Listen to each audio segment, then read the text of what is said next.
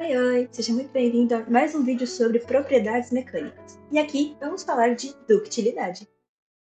A primeira coisa importante de falarmos sobre a ductilidade é voltarmos para o gráfico tensão e deformação. Pensou que ia se livrar dele, né? Não vai ser dessa vez. Mas ele vai nos dizer para a gente algumas informações sobre ela.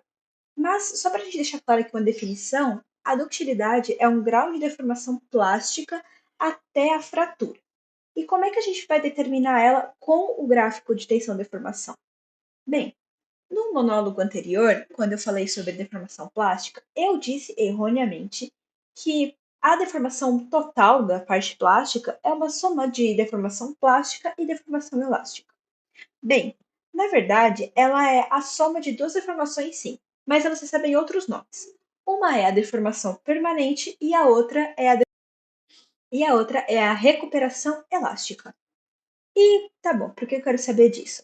Quando a gente fala de ductilidade, a gente está pegando um momento imediatamente anterior à ruptura.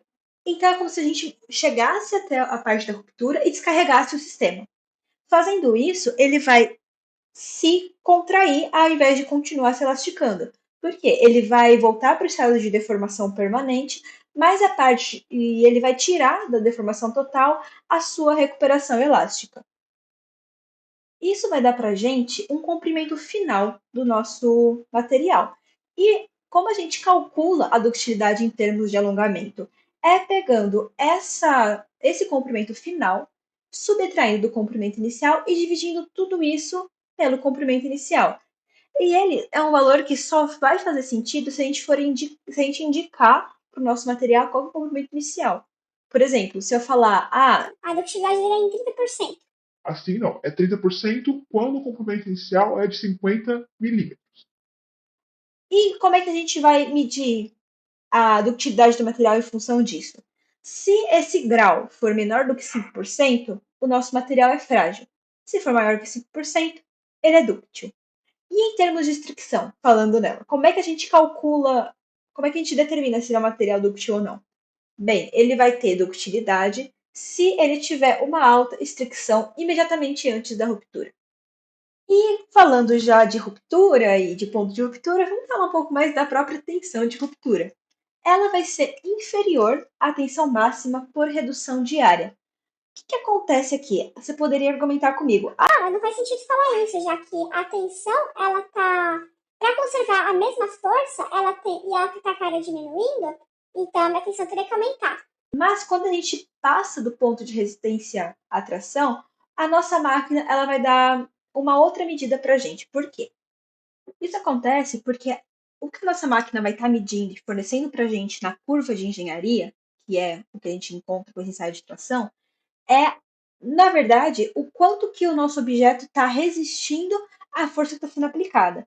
E ela está enxergando o quê? Chega nesse dado momento, o meu material está resistindo menos à minha força. E aí a gente vai ter esse gráfico que a gente está mostrando. Só que o que acontece? No referencial, entre aspas, do nosso material, quando ele atinge o ponto de tensão máxima, ele está pretendendo manter essa tensão máxima. Então, é como se para ele estivesse fazendo todo o possível para manter aquela tensão constante. E como é que ele vai fazer isso? Ele vai reduzindo a sua área conforme vai alongando. E aí, quando acontece a redução de área, para manter a nossa tensão máxima, ele vai estar diminuindo a força aplicada também.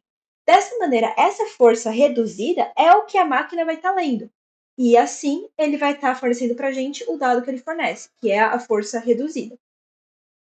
Por última instância, a gente vai falar do coeficiente de Poisson, que é apenas um valor que nos dita como que uma das medidas do nosso material vai contrair à medida que o outro se alonga.